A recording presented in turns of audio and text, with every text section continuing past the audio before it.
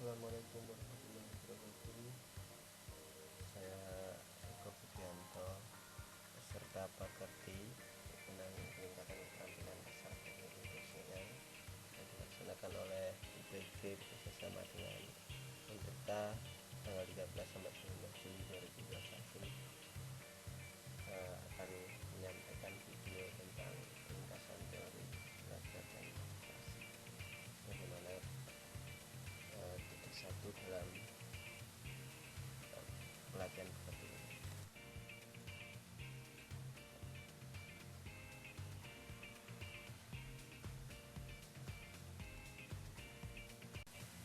Teori secara umum adalah analisis hubungan antara fakta yang satu dengan fakta yang lain pada sekumpulan fakta-fakta yang disusun secara sistematis, logis atau rasional, kemudian empiris atau kenyataan, juga simbolis dalam menjelaskan suatu fenomena. Kemudian belajar merupakan aktivitas sadar dan menetap yang dilakukan oleh manusia sebagai individu dalam berinteraksi dengan lingkungannya yang mengakibatkan perubahan perilaku, meliputi perubahan sikap, pengetahuan, dan keterampilan. Ciri dari individu yang telah mengalami proses belajar adalah adanya perubahan perilaku yang lebih baik dan relatif menetap akibat interaksi aktif individu tersebut dengan lingkungan.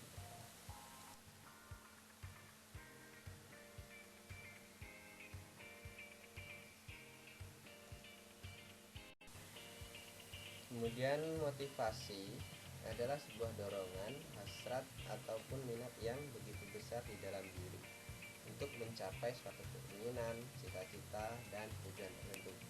Adanya motivasi akan membuat individu berusaha sekuat tenaga untuk mencapai yang diinginkan. Kemudian teori belajar adalah teori yang pragmatik dan efektif. Teori dengan sifat demikian ini hampir dipastikan tidak pernah mempunyai sifat ekstrim. Tidak ada teori belajar yang secara ekstrim memperhatikan aspek mahasiswa saja atau mementingkan aspek dosen saja, kurikulum saja, dan lain-lain.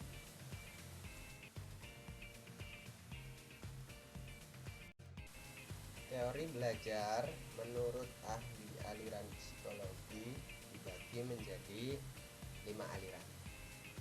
Yang pertama, aliran atau mazhab tingkah laku yang menekankan pada hasil dari proses belajar. Kemudian yang kedua ada aliran atau mazhab kognitif yang menekankan proses belajar. Kemudian yang ketiga ada aliran atau mazhab humanistik, yaitu yang menekankan isi apa yang dipelajari. Yang keempat ada aliran atau mazhab konstruktivistik, dan yang kelima ada aliran atau mazhab sibernetik, yaitu yang menekankan pada sistem informasi yang dipelajari.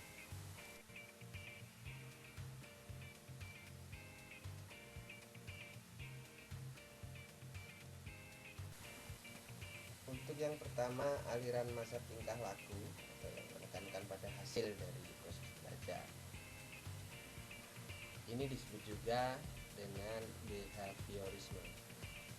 Itu merupakan salah satu aliran yang mendeskripsikan bahwa belajar merupakan aktivitas yang dapat mengubah perilaku individu, dan perilaku tersebut dapat dipelajari dan dijelaskan secara ilmiah sebagai respon terhadap stimulus yang diberikan.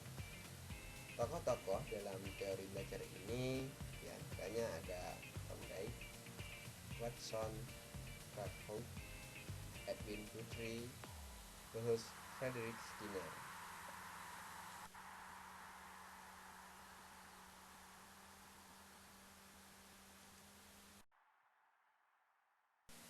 Yang berikutnya aliran atau mazhab kognitif, yaitu yang menekankan pada proses belajar. Aliran kognitif ini disebut juga teori belajar kognitivisme, yaitu merupakan salah satu aliran yang mendeskripsikan bahwa belajar merupakan proses berpikir di balik tingkah laku yang terjadi atau perubahan persepsi dan pemahaman. Menurut teori ini, setiap orang telah mempunyai pengalaman dan pengetahuan dalam dirinya yang tertata dalam bentuk struktur kognitif. Tokoh-tokoh dalam teori belajar ini ada Jean Piaget, David Ausubel, dan Brunner.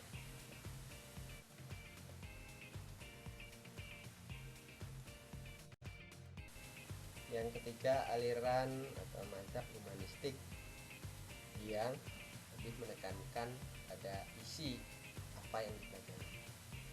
Aliran humanistik merupakan aliran belajar yang mendeskripsikan bahwa belajar merupakan usaha untuk memanusiakan manusia.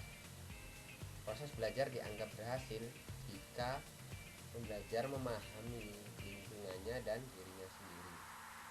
Tokoh-tokoh dalam teori belajar ini ada Bloom, Fredwell, Kolb, Kuning, Habermas, dan Graham Maslow.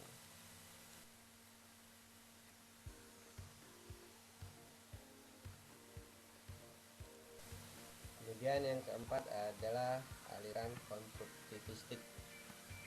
Aliran konstruktivistik ini merupakan aliran belajar yang mendeskripsikan bahwa belajar merupakan proses di mana pembelajar secara aktif mengkonstruksi atau membangun pengetahuan, gagasan, atau konsep baru didasarkan atas pengetahuan awal yang telah dimilikinya. Tokoh-tokoh dalam teori belajar ini adalah salah satunya Vygotsky.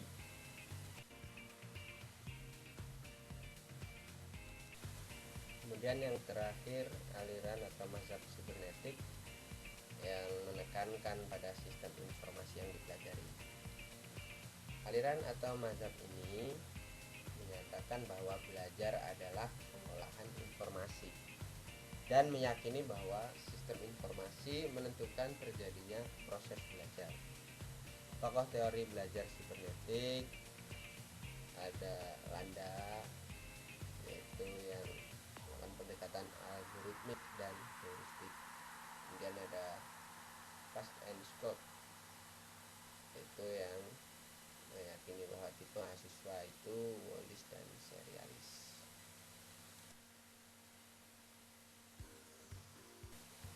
Keberhasilan teori belajar tentu didukung dengan sebuah motivasi belajar. Motivasi belajar dalam hal ini adalah di perguruan tinggi. Pengertian dari motivasi itu kata motivasi berasal dari sebuah kata movil yang memiliki arti itu menggerakkan kondisi yang menimbulkan perilaku, mengarahkan perilaku, dan mempertahankan intensitas perilaku.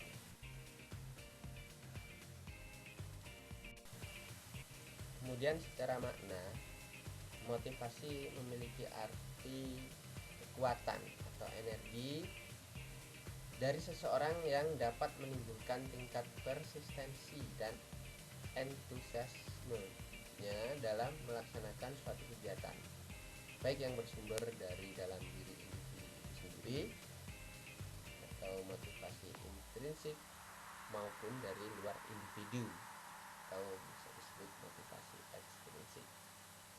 Nah, seberapa kuat motivasi yang dimiliki individu akan banyak menentukan terhadap kualitas perilaku yang ditampilkannya, baik dalam konteks belajar, bekerja, maupun dalam kehidupan lainnya.